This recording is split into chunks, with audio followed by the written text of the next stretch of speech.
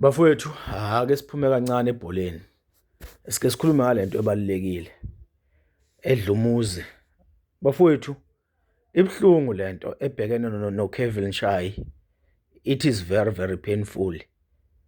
Yazi zingane zakwethu, kuba namagama amabi abhlungu abhekiswa kubantu besilisa athi amadoda izinja. Kuthiwe amadoda maningi amagama bafethu esibizwa ngawo njengamadoda. Kuthiwa kune GBV, i-gender based violence. Kungabisabhekwa umsuka wakho konke lokhu. Inqumo ezithathwa amadoda akubisabheka ukuthi indoda ithathe isinqumo iphansi kwasiphi isimo. Izimo ezifana nalezi bafowethu izona ezigcina zenza lento okuthiwa i-GBV ikhule ingapheli, lento okuthiwa i-GBV. Ayibhekwa ke bafowethu leyo nto. Excuse. Mina bafowethu ngiyengithanda ukuthi kungabhekwa inhlangothi zonke. Yabona lento bafowethu eyenziwe uMatsidiso.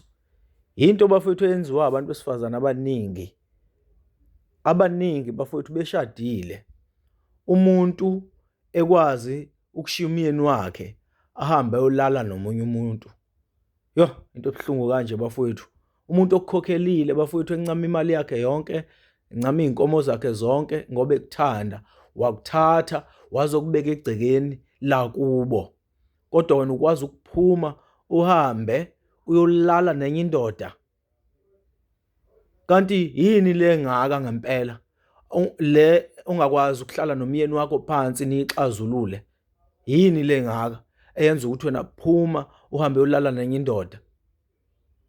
Bafowethu ibhlungu, it is very painful lento ebhekene noKelvin Shayi. Uyabona la uyabhala ulimele umfowethu, ulimele. Uthi I don't want to think about it, but I don't think I will have to courage to face the world again. I'm hurt by someone I trusted. Yaweza lamazwi ukulinyazwa umuntu ubumthemba. Yazo methe I'm hurt by someone I trusted. Ngoba phela umuntu wesifazane umthatha umlobola ingoba usuke usumthemba. Awukwazi ukumthatha umbeke emagcekeni kanti awumthembi. Yabona ziningi izinto akayibhalile othi ngilokho ngifake nenye futhi ayibhala. Kuningi bafowethu akubhalile lo mfowethu ulimele. Yabona ulimele angayibulala umfowethu bese kuthiwani. Bafowethu ake sibhekele. Usaqhubeka ke bafowethu umjito uyabhala la uthi I can't run away from the fact that this is the woman I choose to marry. Yes, I have made her my profile picture because I haven't decided anything. I can't think, I can't sleep, I can't eat, I can't express how I feel. I can't talk, I can't hate, I can't love. I'm just a broken guy with a bleeding heart. And bafowethu yeba noyifundela bafowethu. Kodwa umjito ulimele bafowethu, ulimele kakhulu. Njengoba sibona bafowethu uyaqhubeka uyabhala, ulimele bafowethu umjita.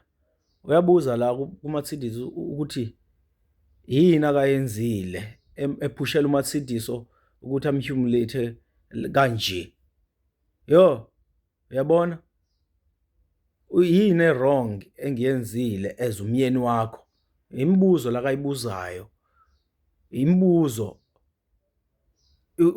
uyabuza ukuthi what is not good enough for you? Yini shuthi yini engekho good enough le angayikhulumi ahlale phansi naye ayikhulume. Lento bengikhuluma ngayo uthi why didn't you ask for divorce instead of humiliating me like this? Ngcono acela idivorce kunokuthi enze lento akayenzile. Ngcono nje ingcono umuntu acela idivorce ayenze le nto ekude nawe angazoyenza esewunkosikazi wakho. Yabona siyabonofunda bafowethu nani la. ngeke ngikufunde konke, kodwa bafowethu ulimele kakhulu umjida. Mfowethu siyezwalana nawe uKelvin Shayi. Ibhlungu mfowethu sinawe lento ekuvelele mfowethu ibhlungu kakhulu sinawe mfowethu siyakweseka. Mfowethu ungasithathi isinqumo noma mhlambe mfowethu ulimele kangakanani kodwa siyakucela ungasithathi isinqumo sokuthatha impilo yakho. Izodlula lento obhekene nayo. Izodlula mfowethu. Mehlisa umoya uhile mfowethu, siyazi kubuhlungu kodwa kuzodlula mfowethu. UMatsidiso mfowethu akusiyo ukugcina umuntu wesifazane okhona kulomhlaba, but lento yenza ukuthi ungaphindi uthembe umuntu wesifazane njengoba ubumthemba nje uMatsidiso. Kodwa mfowethu siyakucela ungasithathi isinqumo esibhedayo, siyakucela mfowethu. Izodlula lenkinga. Baningi abadlule kuyona lenkinga namhlanje bayaphila. Siyabonga.